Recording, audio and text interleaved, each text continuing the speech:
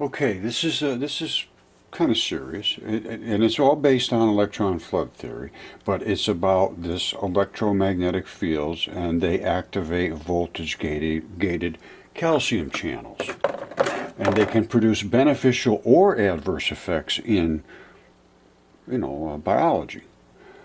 Now, they activate these electrons come in from light and they activate things. That creates photosynthesis, it warms you up, it does all kinds of things. Well, also they found certain frequencies activate and target these calcium voltages.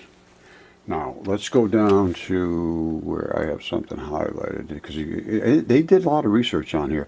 What type of cell, and or the response measured, the type of EMF is electromagnetic force. And then the different stimulations, and it helps in bone growth and so forth. Now, there was something up here. They did a whole bunch of different studies and exposures and all this stuff. Here's where the important part starts, right here. All right. Earlier modeling of electrical effects across plasma membranes. Plasma is blood, like fluids, and membranes. So earlier modeling of these effects across these membranes of electromagnetic force exposures suggested that such electrical effects were just too weak, too small, they couldn't do anything. Too small to explain the effects at levels reported to produce biological changes. So they needed a certain level before there was going to be any biological influence. And they said, nah, you can't, this is just not enough there. However, more recent and presumably but more biological plausible models have suggested that such electrical effects may be much more substantial and may therefore act to directly stimulate these voltage-gated calcium channels. Now, direct stimulation of these channels by partial depolarization across the plasma membrane suggested by the following observations discussed in this review. Now listen to this. This is instantaneous. Very rapid, almost instantaneous increase in intracellular calcium 2. Now, calcium 2 is way down here on a periodic chart. It's a reactive chemical.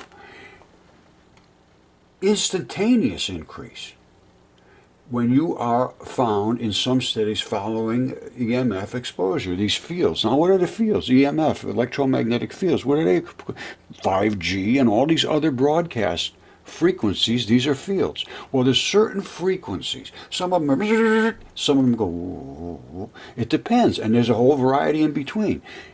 It depends on where the molecules are. Actually, where the atoms and their electrons are. What frequency will stimulate them? Now, calcium gets stimulated, its electrons, in the region that is controlled by these microwaves and these very low energetic particles.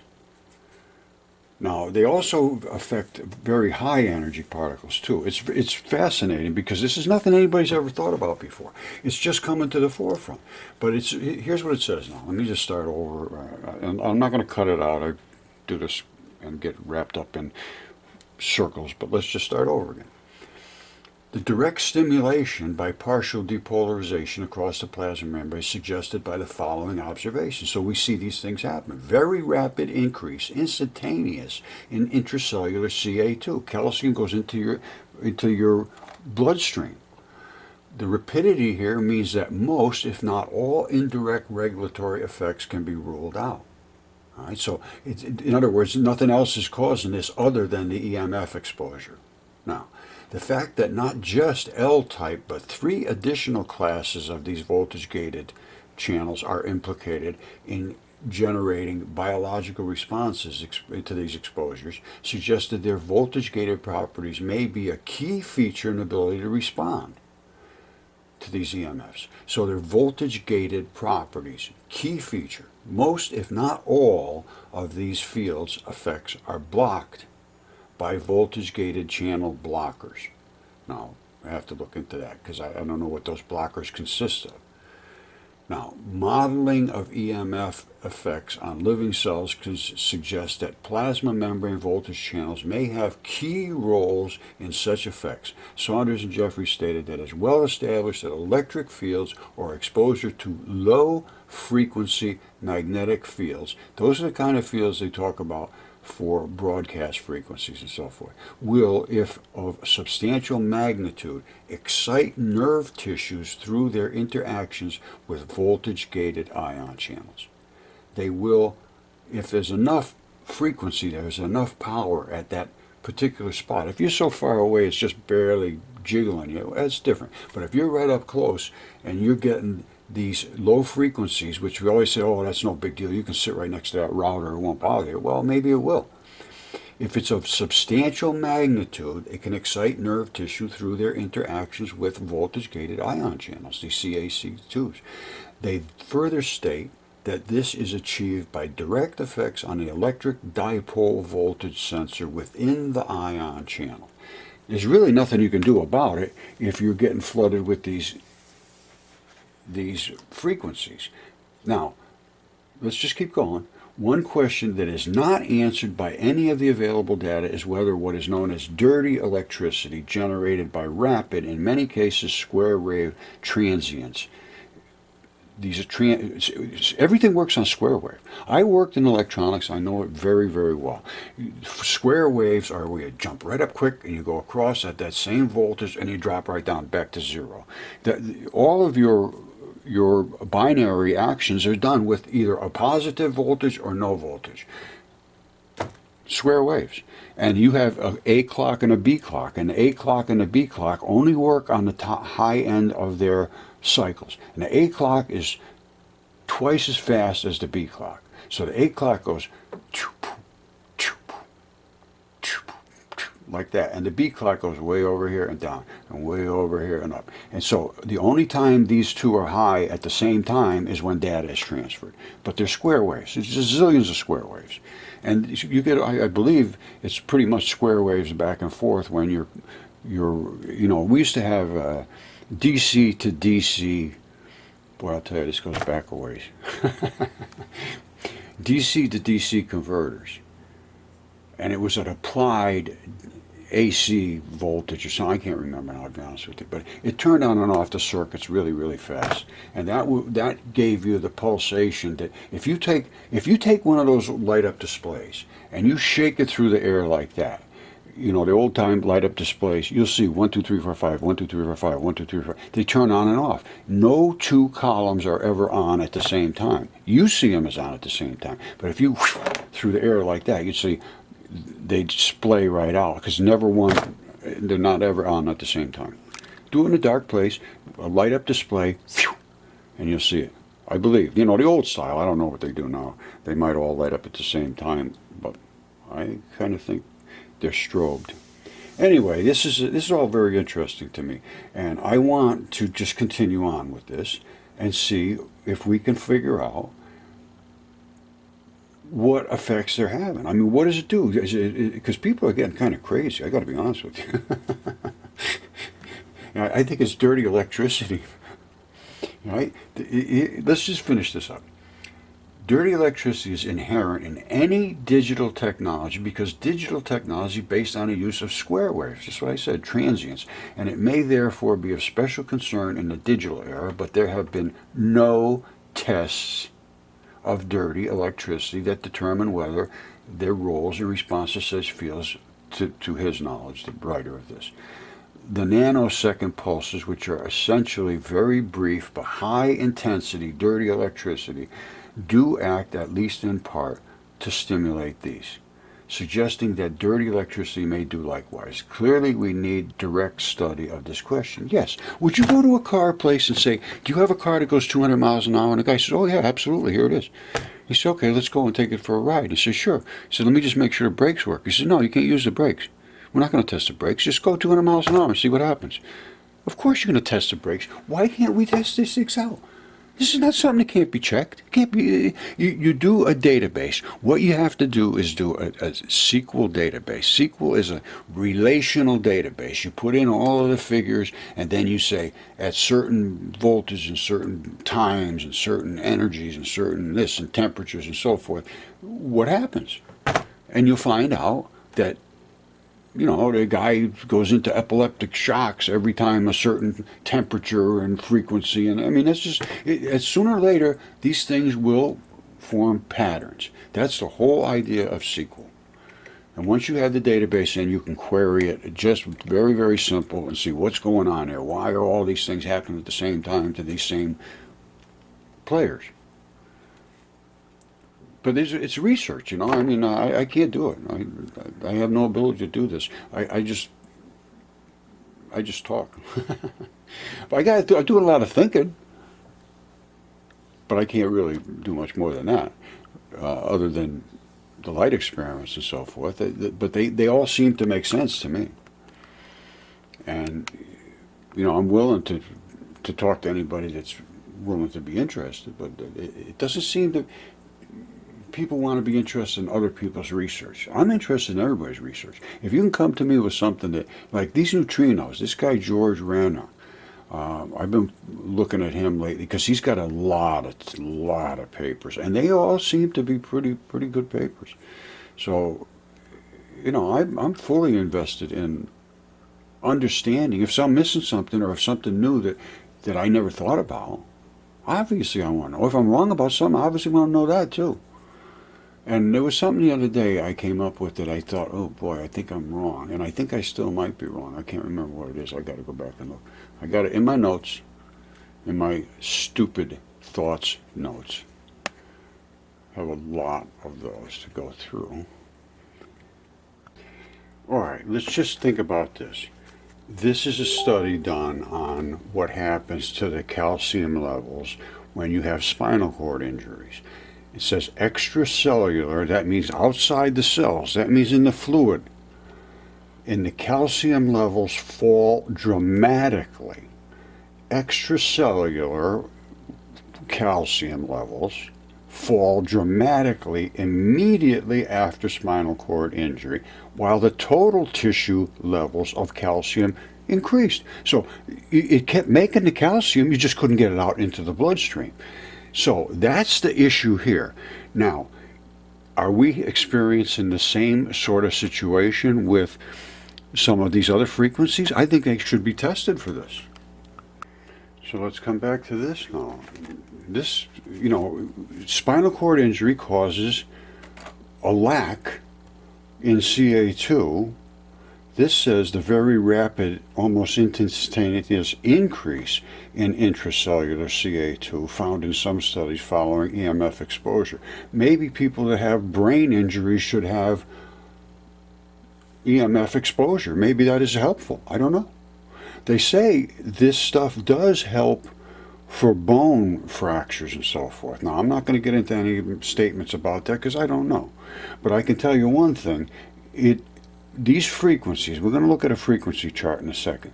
Some of them are blocked by certain types of atmospheric molecules, and that's why we don't get the damaging rays down here on the Earth. I'll show you the atmosphere is supposed to block certain things, and one of them it blocks is microwave radiation, and I believe it blocks the one that they are trying to force into the atmosphere for these new 5G devices and so forth. I'm not certain of that, but I would like to have somebody to discuss it. I'll talk about it. I'm pretty sure what I'm saying, but if I'm wrong, I'd like to have somebody discuss it with me and tell me why it's wrong. Well, we're going to look at the frequencies, and then maybe I'm wrong. We'll take a look and we'll see. Okay, let's just take it from the top. In the world of physics, they say it's a particle or a wave. It does both, but it's not one or the other at the same time. It's nonsense. It is a particle, and it spins. And you can see, you see that? It looks like the same waves, only it's a spinning particle. So it is a particle, and it spins. Now, how fast it spins and how big the particle is in question. However, The faster it spins, the more impact concussive value has. Way up here in the gamma rays, that's going to hurt you. X-rays, yes. Ultraviolet rays, yes. Does it penetrate the Earth's atmosphere? No, absolutely not. The particles in our atmosphere say stay out. The visible range, the Earth's atmosphere says, yeah, let them see, we want to be able to see down there, let them go down there. Infrared, yeah, let them warm up a little bit, and that end of the infrared. But on this end, stay out, and on the microwave, stay out too.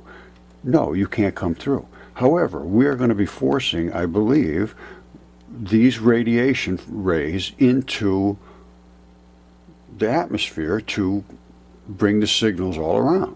Now, these are the different frequencies in hertz, and this is the temperature of the bodies emitting the wavelength and so forth.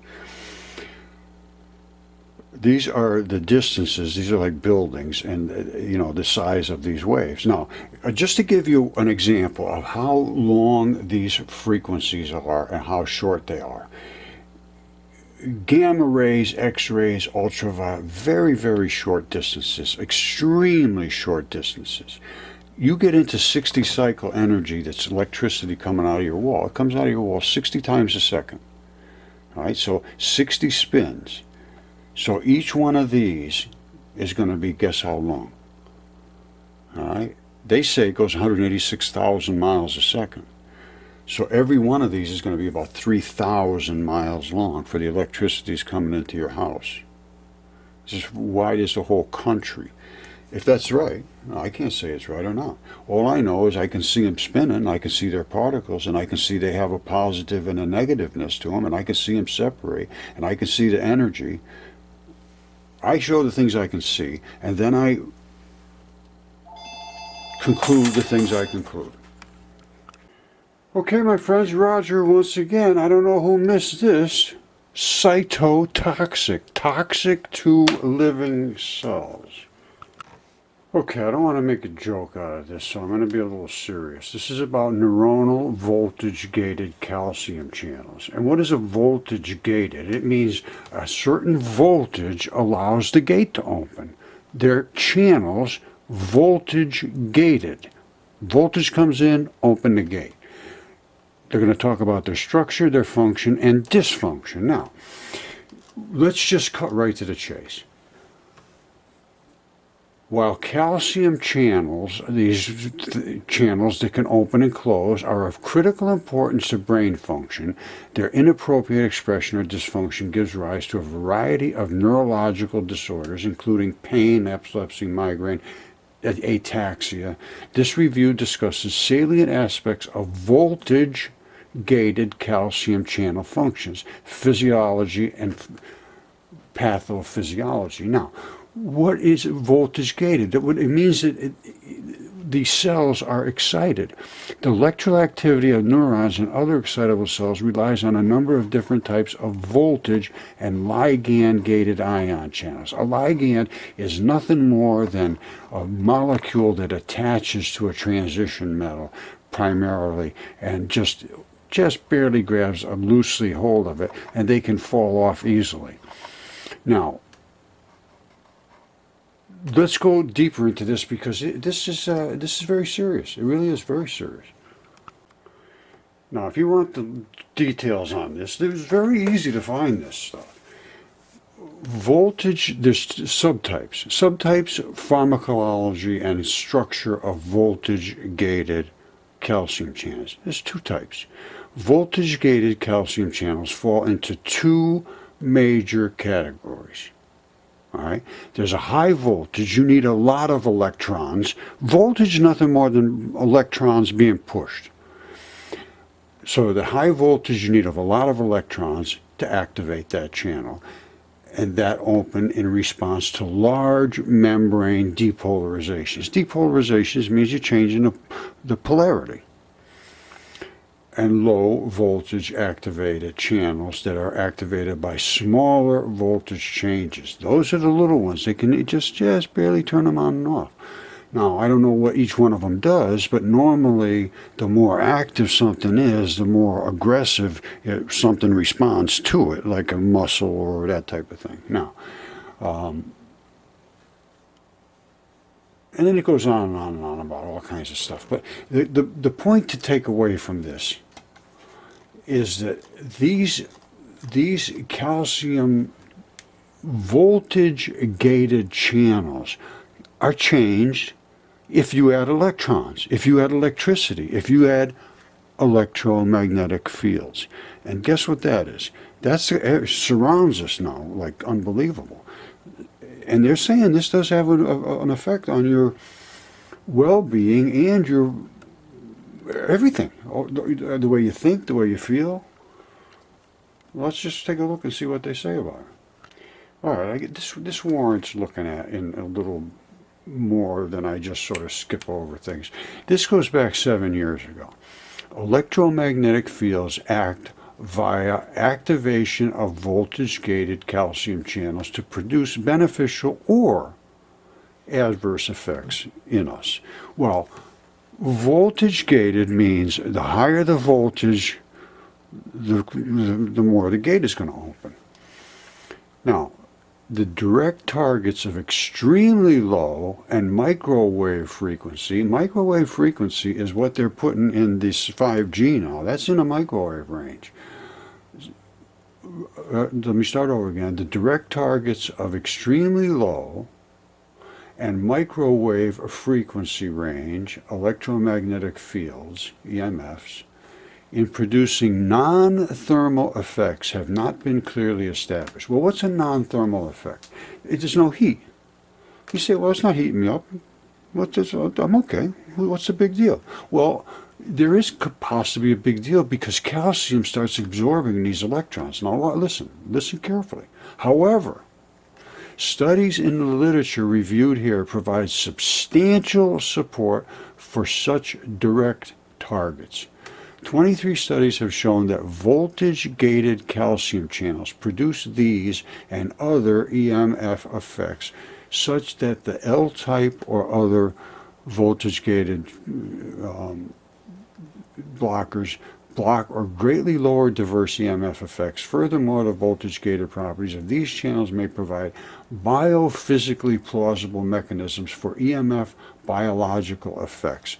Downstream responses of such EMF exposures may be mediated through Ca2+. Well, what is a Ca2+? Ca2+, calcium is over here on this side of the periodic chart, and they're adding another couple of electrons onto it.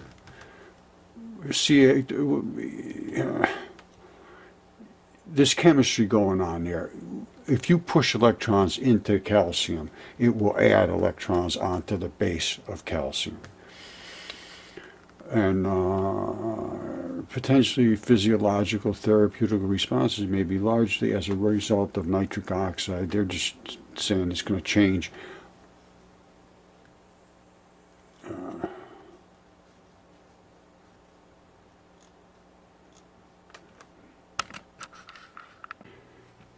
excuse me. I know I've gone long at this. Now, I'm going to wrap this up, but we're going to see one last thing that I think is going to shock you.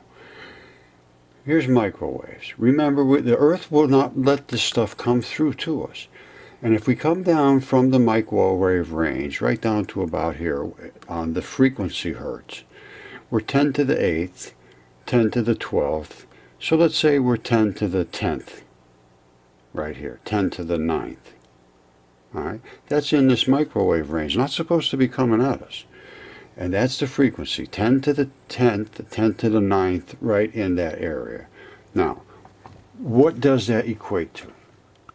All right, these are the frequencies. We're talking about 10 to the 9th, 10 to the 10th. That means between 1.4 gigahertz, 2.4 is microwaves. Then you go up from there, all the way 10 to the 10th is 30 gigahertz. Super high frequency. Now, that's something to consider, to see when we introduce this, what's happening to our calcium channels? What's going on? What is the bodily changes that occur? Is there any? Maybe there's nothing. Maybe something good happens. I have no idea at this point, to be honest with you, but this particular range of frequencies is not like a burner. It's a shaker. And we are water-based creatures. All of our plasma, everything in our body is based around water, basically. And when we're shaking it, it's doing all its little things of grabbing and holding and transferring molecules. And when you're shaking it, I don't know. But we could certainly find out. I don't see there's any reason we couldn't find out. We could see what it does to the bacteria in the body, what it does to these calcium channels, what it does to all the different things that we can monitor. What's happening to the blood? There's a lot of stuff, trust me. We should at least look at it. That's my point. I can't do anything about it. Maybe you can.